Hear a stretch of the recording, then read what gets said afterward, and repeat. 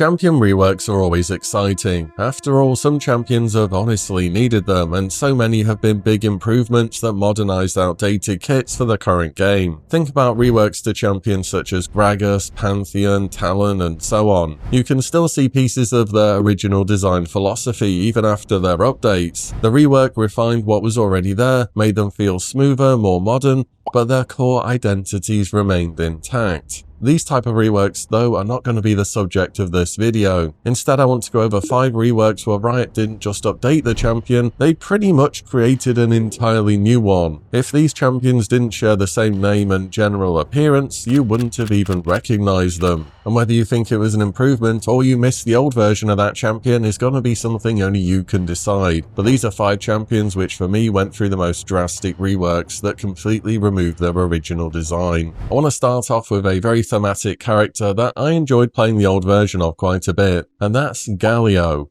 Old Galio had one job: destroy mages. His passive runic skin converted 50% of his total magic resistance into ability power. Very simple champion fantasy. Stack magic resist, gain damage. It was simple and very much fit him. His Q was Resolute Smite, which sent off a skill shot that would deal damage and slow enemies. His W was one of his more interesting abilities, I thought. You could use it on yourself and allies and it would grant you armor and magic resist. And each time you took damage, it would heal you, scaling with Galio's ability power. This was a really hard counter to mages that dealt lots of little hits. Think about things such as Brand's passive, Malzahar E, Heimerdinger turrets, all that kind of stuff. You could walk up to them and start healing off them. His E-Righteous Gust was an ability that fired off in a line and you could move through it to gain speed, and his ultimate was Idol of Durand. This was a channeled AoE taunt that forced enemies to attack him for a few seconds. During its duration, the more auto attacks he took, the more damage he would do in return. So really, you wanted to get straight into the middle of the enemy team, press this ability and do a massive amount of damage. The problem with old Galio is that he'd become a bit of a relic of League of Legends past. According to Riot's development blog, his kit had aged terribly. His ultimate required flash to be useful in teamfights, since you couldn't realistically walk into 5 people and expect to channel it without getting interrupted. His movement speed buff felt weak in an era where every champion was starting to have more and more mobility, and despite being designed as an anti-mage tank, he just didn't have the punch to compete with some more modern tanking picks. Riot wanted to make him a more important player in Demacia's story, but more than all that, they wanted him to be more exciting and engaging, which meant his defensive,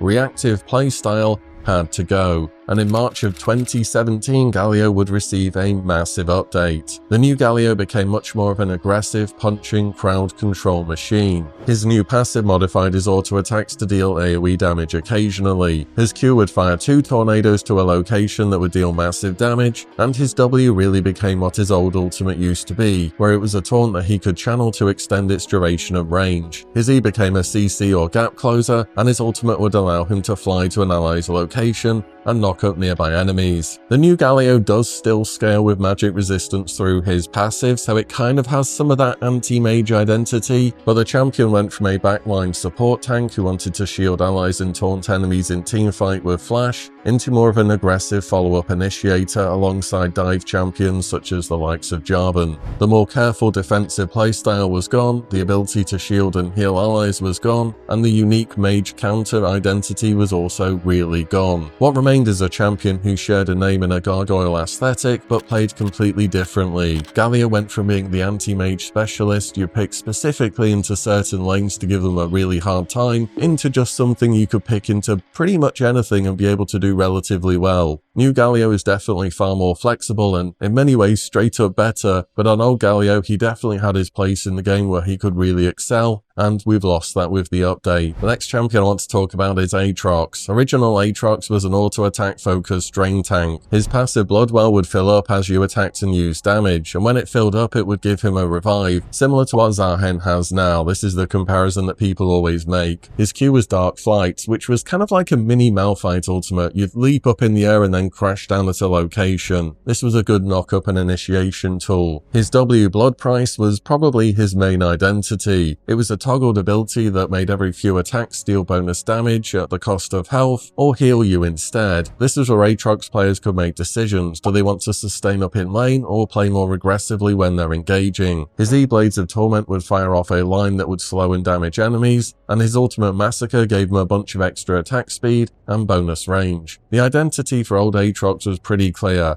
Have blood well built up, which is like a free guardian angel, get into the fight with Dark Flight, trying to knock up as many people as possible, deal as much damage as you can with your W, then have blood well proc, heal up a bunch, and then have another rotation of abilities ready to go. But in time, Riot decided they weren't happy with this direction and came up with a rework. At the time, Rioter Reeve explained they wanted Aatrox to be a bloodthirsty, greatsword-wielding warlord, whose attacks and abilities feel very heavy and powerful while still maintaining the duelist nature of a sword master. The problem was that fantasy really didn't have anything to do with the old Aatrox. Old Aatrox did have a big old sword he'd carry around, but he was about attacking really fast to proc his W as many times as you could. He was about out-sustaining and out-healing your opponent through constant auto-attacks. The new fantasy was about raw power and devastating sword strikes. These are just different design directions. Riot did admit years later that this rework was quite the turning point. Prior to Aatrox, their goal was making champions more engaging and exciting to the broader player base, even if it meant drastic changes. After seeing the backlash to the Aatrox changes, they realized that they needed to preserve more of what existing players loved. Nevertheless, for Aatrox in June of 2018, his full rework happened. His new passive just gave him a bunch of extra damage, and his new Q was what his kit revolved around now. It could be cast up to 3 times, each point with a different sweet spot where it would deal a bunch more damage and knock up enemies briefly. His E was a small dash that could be used with his Q, and his ultimate would give him a bunch of bonus stats, and initially it also gave him a revive as well, but Riot would of course later remove that too. Really everything changed about Aatrox. The auto attack drain tank playstyle was just gone. Instead you're weaving autos in and sustaining his damage throughout his Q attacks. To some extent the drain tank focus thing was still there, but the new Aatrox just brute forced his way through fights so much more than the old one did. Old Aatrox was about getting in the fight and causing problems. If you try that on the new Aatrox, you're going to get CC'd once and won't be able to heal up too much before you're taken down, unless you're super fed, that is. I think Aatrox is one you can't miss when you're talking about reworks that deleted the original champion, and for that reason it's definitely worth talking about here. Next up I want to talk about Urgot. So old Urgot was one of the weirdest champions in the game. His passive reduced incoming damage from targets he hit by 15% for 2.5 seconds, kind of an anti-carry tool. His Q was Acid Hunter. This was a linear skill shot that hit one target. His W gave him a shield with a slow attached to its auto attacks or Q. His E Noxian Corrosive Charge was pretty much the entire point of his kit. It would mark enemies in an area, and while they were marked, his Q became a homing missile that couldn't miss. This meant old Urgot pretty much had to land his E to do well against enemies and to be able to spam Q at them from massive range. And his ultimate was Hyper Kinetic Position Reverser. This was a single target ability that suppressed and swapped position with one enemy champion. It would slow the enemy and give Urgot bonus MR and armor for a few seconds. The playstyle for old Urgot was all about the long range poke and harass. You wanted to land your E and then spam the homing Qs and whittle down your opponents from safety. The ultimate was always bizarre and didn't really fit the kit though. Why would a long-range poking champion want to swap positions with somebody at pretty much melee range? I mean, it was basically a guaranteed 1-for-1 if you used it in the right position, but as Urgot, you would always be putting yourself in danger too.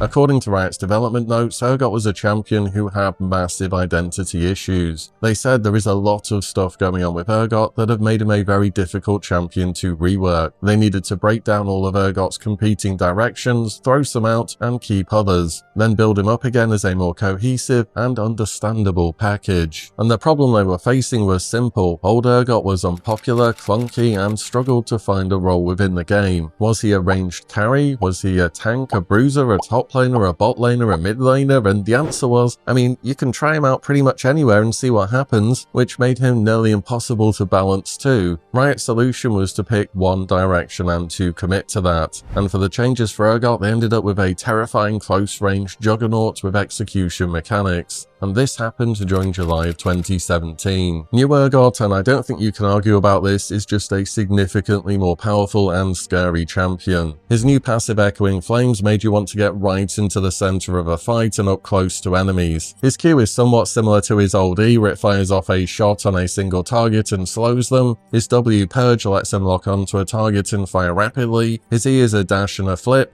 sort of similar to what his old ultimate used to be, I suppose, but no suppression anymore, of course. And his ultimate fires off an ability into a target, and if they reach too low health, he can activate it again and execute them. Whilst I think new Urgot is a better champion and a more popular champion, the playstyle of old Urgot is just completely changed. The long-range poke pattern was gone, the homing missile mechanic was gone too. Instead you had a slow, brutal juggernaut who wanted to get close, use his shotgun legs and then grind enemies to death. There are some similarities between the old and new Urgot, with his Q and his E allowing you to kind of change positions with enemies, but really it was the playstyle that completely changed. And if you've only ever played new Urgot, well, I can tell you it doesn't really resemble the old one whatsoever. Next is a new Dragon champion that came to the Rift in 2016, and he had one of the most unique kits we've ever seen. I'm of course talking about Aurelion Sol. His passive Center of the Universe featured a bunch of stars that constantly orbited around him, damaging enemies they touched. You didn't control where they fired, they were just always there, always spinning around him. His Q Star Surge created an expanding star that he could fly forwards with, and it would stun enemies when reactivated or when it got too far away from him. His W toggled his stars to orbit a larger radius with increased damage. His E Comet of Legend gave him the ability to fly over terrain and build up speed, and his ultimate Voice of Light was a massive dragon breath that pushed enemies back in front of him and dealt tons of damage. The entire playstyle revolved around positioning to keep your enemies in star range, not too close, not too far. It was completely unique to Aurelion Sol, and we've never seen anything else like it. And that Center of the Universe passive playstyle was both his biggest strength and his biggest problem. According to Riot's 2022 champion roadmap, Aurelion Sol was incredibly unpopular because his playstyle felt weird and took significant practice to master. I know whenever I played old Aurelion Sol, I would always feed because I'd be trying to play around where the stars are hitting and just not paying attention to other things as much as I should have been. Despite this, old Aurelion Sol definitely had a small but dedicated player base of one-tricks who loved the unique playstyle, but Riot didn't think that small dedicated player base was enough. They wanted the Dragon to be more popular. Riot's reasoning was small changes won't be enough to fundamentally alter Aurelion Sol. They felt they needed to deliver on his promised thematic fantasy of being a powerful star-forging dragon, which apparently his old passive didn't achieve. So in February of 2023, Aurelion Sol got his rework. New Aurelion Sol is a scaling mage with a vastly different kit. His passive Cosmic Crater now gives him stacks of stardust from damaging enemies, which permanently improve his other abilities, kind of like stacking up with Syndra or Vhagar. His Q Breath of Light is an attack that deals damage over time to enemies where he targets. He can still fly around with his W to some extent, and his E Singularity creates a black hole that pulls enemies in. His ultimate also completely changed, and it's now Falling Star, where he can call down the star dealing massive damage, and all this scales with his Stardust stacks. But the orbiting stars, the real thing that made Aurelion Sol what he was, the center of the universe, are just gone in the rework. And perhaps the biggest of all loss, you could no longer fly out the base with your Q, use your E, and by the time you're at mid lane, you've got a Q that covers half the lane. I mean, usually you catch at least one person with this, and it was just fun either way, and you could do it on Howling Abyss too. This new version is more of a traditional mage who scales up with a long-range ultimate. He is overall a more popular and more accessible champion, but there was something very enjoyable about old Aurelion Sol too, and if you ever played him before his rework, I'm sure you had some good moments on him as well. Oh wait, they can see my wait, they can see my orbs.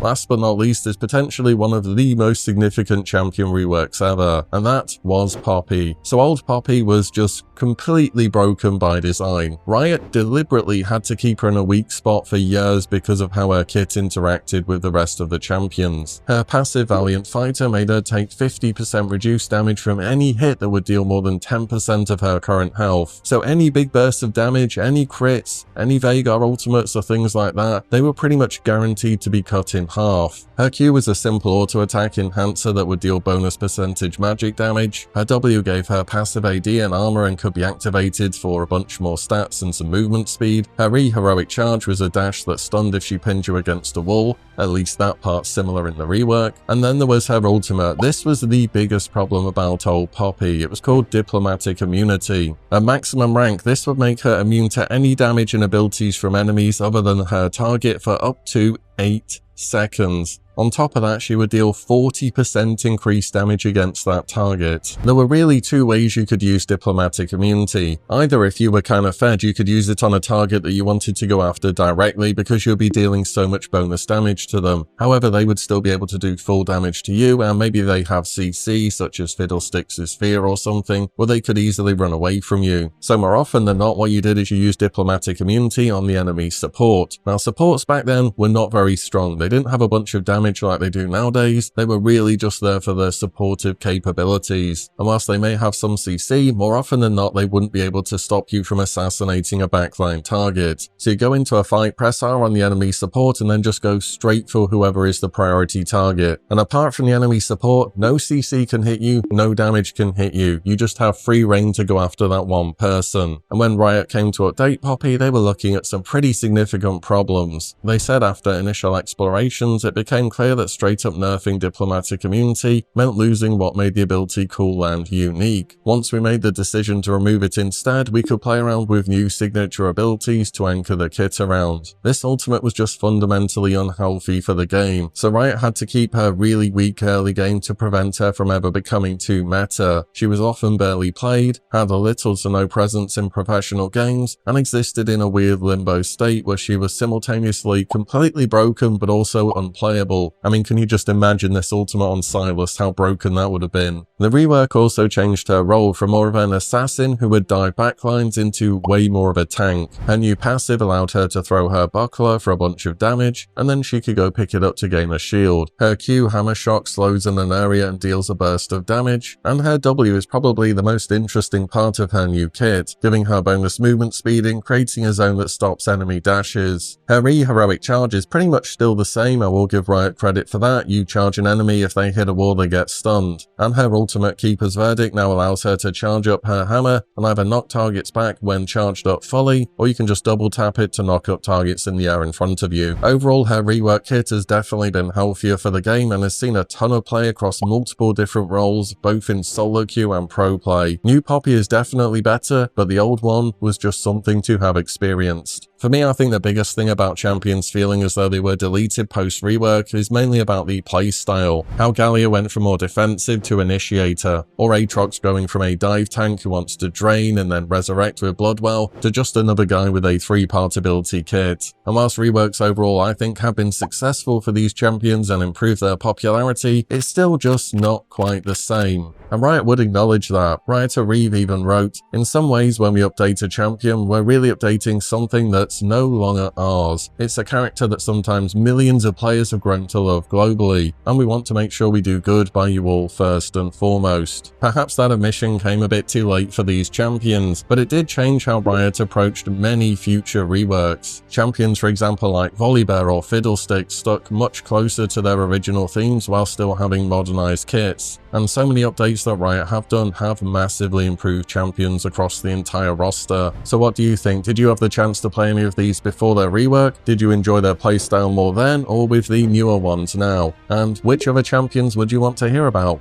Let me know in the comments down below. And as always, thank you all so much for watching and listening in, and I'll see you all in the next one very soon.